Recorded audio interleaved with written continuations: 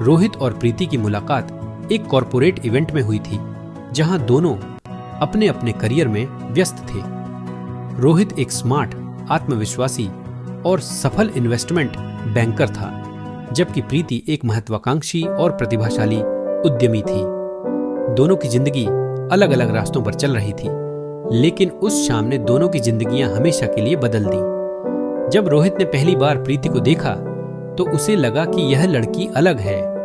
उसकी आंखों में आत्मविश्वास और चेहरे पर एक खास चमक थी। उसने हिम्मत जुटाई और प्रीति से बात करने के लिए आगे बढ़ा। बातचीत शुरू होते ही उन्हें लगा जैसे दोनों एक दूसरे को बरसों से जानते हों। वो शाम जल्दी ही रात में बदल गई और दोनों के बीच घंटों तक बातचीत का सिलसिला चलता रहा। उस पहली मुलाकात में ही दोनों के बीच एक खास कनेक्शन बन गया था। अगले कुछ हफ्तों में रोहित और प्रीति ने एक दूसरे से मिलना शुरू कर दिया।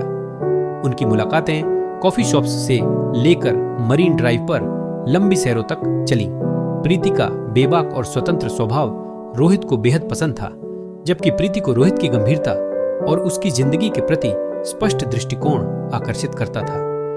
धीरे धीरे दोनों एक दूसरे के प्यार में डूब गए। एक दिन रोहित ने प्रीति को एक सरप्राइज डेट पर ले जाने का प्लान किया।